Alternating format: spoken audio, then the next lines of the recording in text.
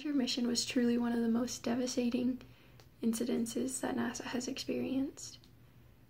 There were so many components that went into this that proved to be the failure, but it's hard to ignore the lack of attention for the astronaut safety and for the proper protocol.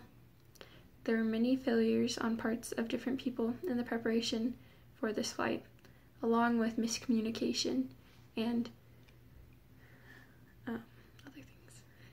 The biggest, in my opinion, is the lack of attention that was given to the warnings of two engineers, Roger Boyce-Jolly and Arne Thompson, along with other engineers who had warned previously in the past during different flights their concern for the problems with the O-rings.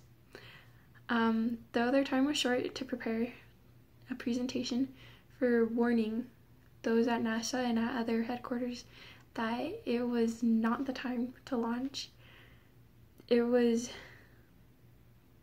the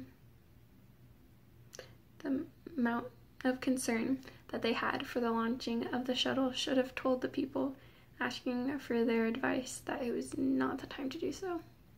Larry Molloy, I don't know, challenged the engineers, and overall it was decided that it was not enough evidence to delay the launch. Bad move, very bad move.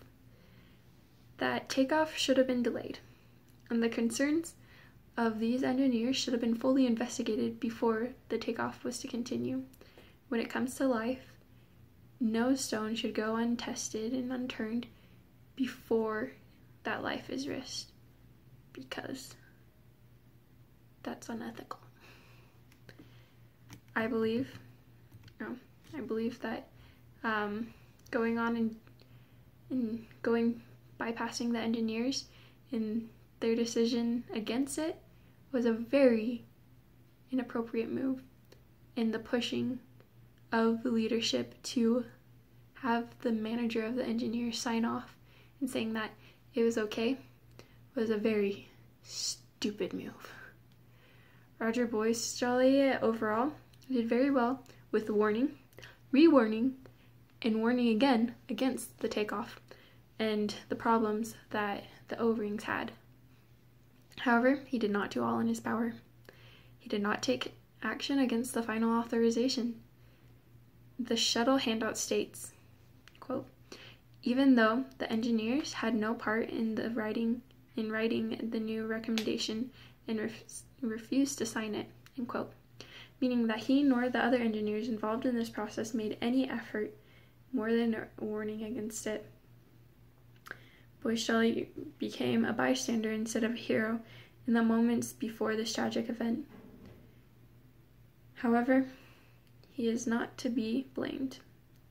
To the same degree, he's not to be blamed to the same degree of those that were higher than he was in this decision, including his manager and the vice president of engineering and those that worked at NASA, who, even though they knew the problems and they knew, even though they were engineers, that it wasn't safe, allowed this launch to happen. I believe that this experience, though tragic, has a lot that we can learn from. I believe that something is ethically wrong if it is wrong, even if someone in higher power says that is right. The respect of management, of course, is number one in most situations, but when it comes to doing something ethical or the lives of any creature, including humans, there should be more boldness and action put into our words.